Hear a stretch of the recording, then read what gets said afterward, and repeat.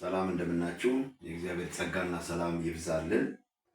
ከእግዚአብሔር ቃል ከትንቢተ ሆሴዕ በእውነት መመለስ ይሁንልን በሚል ሐሳብ ከእግዚአብሔር ቃል እናያለን። ሆሴዕ 6:1 ላይ በጣም የተለመደ ቃል ነው።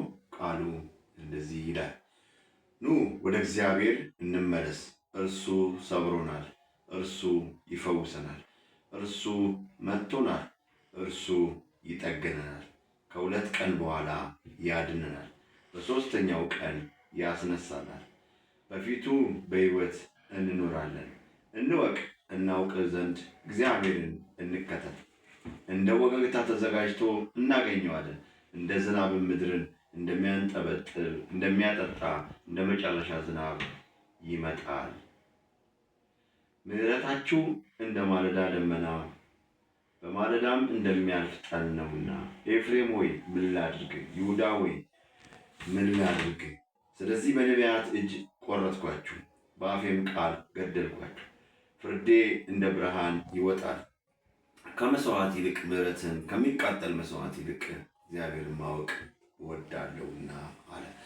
እንግዲህ ይህ ክፍል ሲታወቅ በግልጽ እንደዚህ ለሚያይ ሰው መመለስ ሊመስል ይችላል። በዚህ ቦታ ላይ ያሉት ወደ እግዚአብሔር ፊት የንስሐ ልብ የሚያቀርቡት ከልብ ሳይሆን ምጸት ወይ እንደ ቀልድ አይነት ነገር ነው።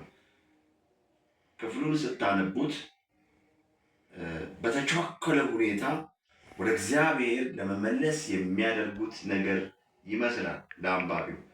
ነገር ግን ክፍሉን በደንብ ስታዩት እነዚህ ከልባቸው ወደ እግዚአብሔር ያልተመለሱ እና እንዲሁም ምጸት የሞላበት ጸሎት ነው። ምጸት የሞላበት ጸሎት ነው። በጣም የሚገርም ነው እና ሲታይ መመለስ ይመስላል፣ ግን ያልተመለሱበት ምጸት የሞላበት ነው። ሲቀልዱ ነው። ይህንን እንዴት አልክ ለምትሉኝ ከጸሎቱ ሀሳብ ጀምሮ አንደኛ ኑ ወደ እግዚአብሔር እንመለስ፣ እርሱ ሰብሮናል፣ እርሱ ይፈውሰናል፣ እርሱ መጥቶናል፣ እርሱ ይጠግነናል እና ችኮላ የሞላበት ነው። ከ2 ቀን በኋላ ያድነናል፣ በሦስተኛው ቀን ደግሞ በፊቱ በሕይወት እንኖራለናል።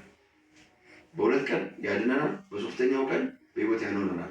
የተቻኮለ ነገር ነው። የእግዚአብሔርን ሉዓላዊነት ይህን ማድረግ ይሳነዋል? አይሳነውም። ነገር ግን እነሱ የሄዱበት መንገድ ሉዓላዊነትን ተጠቅመው ሁሉን ቻይነትን ተጠቅመው የተጣደፈ አይነት ንስሐ ጸሎትና የመመለስ ይመስላል። ነገር ግን እንደ ቃላቸው እንዳላደረጉ እናያለን። እዩት እንግዲህ ቁጥር 3 እንወቅ እናውቀውም ዘንድ እግዚአብሔርን እንከተል። እንደ ወገግታ ተዘጋጅቶ እናገኛለን፣ እንደ ዝናብ ምድር እንደሚያጠጣ እንደ መጨረሻ ዝናብ ይመጣል። ፈጠንጠን ጥድፍ ያለ አይነት ነው። እንደው እግዚአብሔር ያስቀመጠውን ቅደም ተከተል ያልተከተለ የልብ መልስ የሌለበት ያልተዘጋጁ ነው እና ጠቅላላ ስታዩት ነገሩ ምንድን ነው? የማስመሰል ያለበት ያልተዘጋጁ ጥድፊያ የሞላበት ነው። ሁለተኛው ደግሞ ከልብ ያልተመለሱ ናቸው። ለዚህ ማስረጃ የሚሆነው ቁጥር 6 ላይ ነው። እነዚህ ሰዎች ከልብ አልተመለሱም። ምንድን ነው የሚለው? ከመሥዋዕት ይልቅ ምሕረትን ከሚቃጠል መሥዋዕት ይልቅ እግዚአብሔር ማወቅን እወዳለሁ አለ።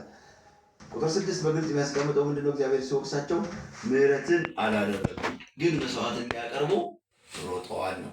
ምሕረትን አላደረጉም፣ መሥዋዕትን ሊያቀርቡ ሮጠዋል ነው እና እዚህ ቦታ ላይ በግልጽ የተቀመጠው እግዚአብሔርን በቃሉ ላይ እንደወቀሳቸው ከመሥዋዕት ይልቅ ምሕረትን ከሚቃጠል መሥዋዕት ይልቅ እግዚአብሔርን ማወቅን እወዳለሁ አለ እና እነዚህ ላይ የነበራቸው ችግር ድሆችን ይበድሉ ነበረ። በጣም በደል ያደርጉ ነበር። የሰው ደም አፍስሰዋል። ጾማቸው ተገቢ ያልሆነ ነበረ እና ትንሽ በእግዚአብሔር ሲቀጡ በቃ እግዚአብሔር ሰብሮናል፣ በ2 ቀን ደግሞ ያድነናል፣ 3ኛ ቀን ላይ ደግሞ በፊቱ በሕይወት እንኖራለን፣ ይሄማ ቀላል ነው፣ እንወቅ እናውቀው ዘንድ እግዚአብሔር እንከተል የሚል ጥድፊያ የሞላበት መልእክት አስተላለፉ። ይሄም ግን የሆነው በሙሉ ልብ ተመልሶ አይደለም። ቁጥር 7:6 ላይ በግልጽ ያስቀምጣል። 7 ላይም ይደግመዋል። እና እነዚህ ሰዎች ከልብ አልተመለሱም። ወደ እግዚአብሔር መመለስ ማለት መጀመሪያ እግዚአብሔር ሰው ንስሐ ሲገባ የምህረት በር ይከፍታል፣ ወደ ልጅነት ይመልሳል። ከዛ ወደ ምህረቱ ይቀበላል። ከዛ በኋላ ደግሞ በእግዚአብሔር ፊት የንስሐ ጊዜ ሊኖር ይችላል። ቅደም ተከተሎች ያሉ የንስሐ መንገዶች አሉ እና እነዚህ በአይሁድ ስርዓት መሰረት ይህን ያላደረጉ ናቸው። በአጠቃላይ ላይ የፈለግኩት እኛ ማድረግ ያለብን ብዬ የማስበው እግዚአብሔርን ከልብ በመመለስ እሱን ማወቅ ይሁንልን እላለሁ። ተባረኩ። የእግዚአብሔር ጸጋና ሰላም ይብዛ። ቀጥሎ በሌላ ጊዜ በሌላ ቪዲዮ እስክንገናኝ ድረስ ይህን ቪዲዮ ስትሰሙ በረከት ለእናንተ ይሁን።